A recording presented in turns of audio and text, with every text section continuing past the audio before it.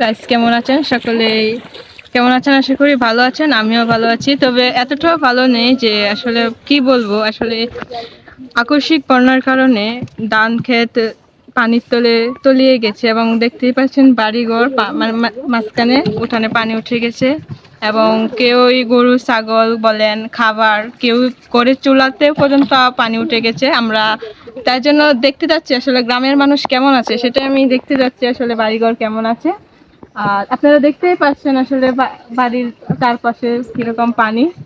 আসলে এটা বলার কথা না। আসলে দেখেন এই যে এগুলো হচ্ছে ধানের জমি, এখান দিয়ে শুরু করলে আগাটা দেখা যাচ্ছে ধানের, সবগুলো পানি তলে তলিয়ে গেছে। এগুলো কিছুদিন পরে আসলে ধান হওয়ার কথা ছিল, আসলে যে আমরা যেটাকে বলে থাকি থুর আসবে, এবং কিছুদিন পরে আর 1 কিংবা 1.5 মাস পরে এই ধানগুলো কিন্তু কাটতে পারা যায়। তো কিন্তু এখন এই ধানগুলো আসলে পানি চলে যাবে কখন, কয়দিন লাগে সেটা তো বলা যায় না।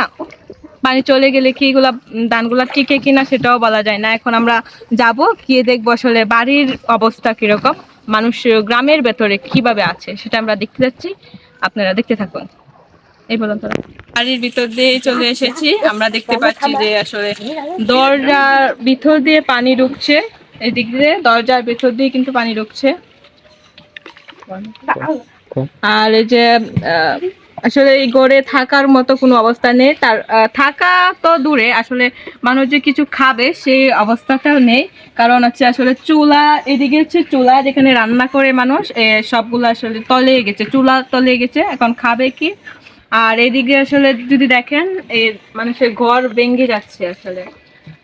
আর যদি আর একটু পানি বাড়ে তাহলে কিন্তু গড়ে উঠে যাবে। আসলে এখানে তেরকম আশ্রয় কেন্দ্রেরও কিন্তু কোনো ব্যবস্থা নেই যে মানুষ আসলে গরু ছাগল নিয়ে কোনো একটা আশ্রয় কেন্দ্রে যাবে, সেটা কিন্তু আসলে কোনো সুবিধা আমি দেখছি না।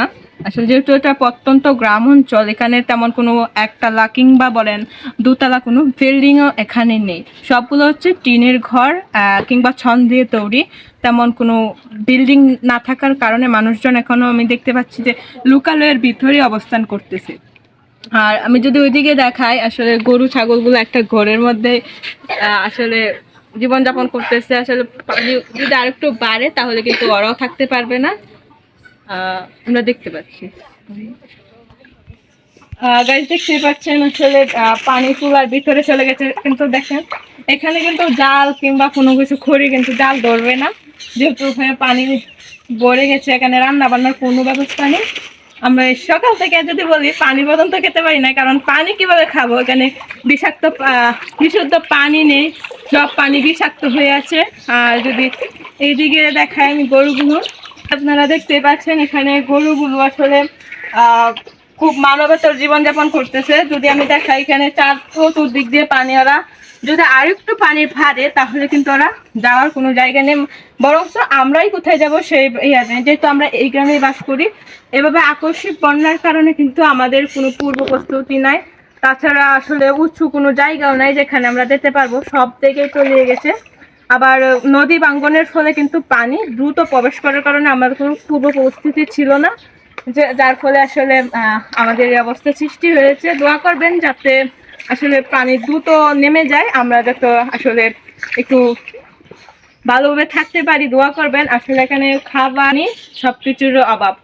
তো সবাই দোয়া করবেন আমাদের জন্য। আল্লাহ হাফেজ, ভালো থাকবেন সকলে।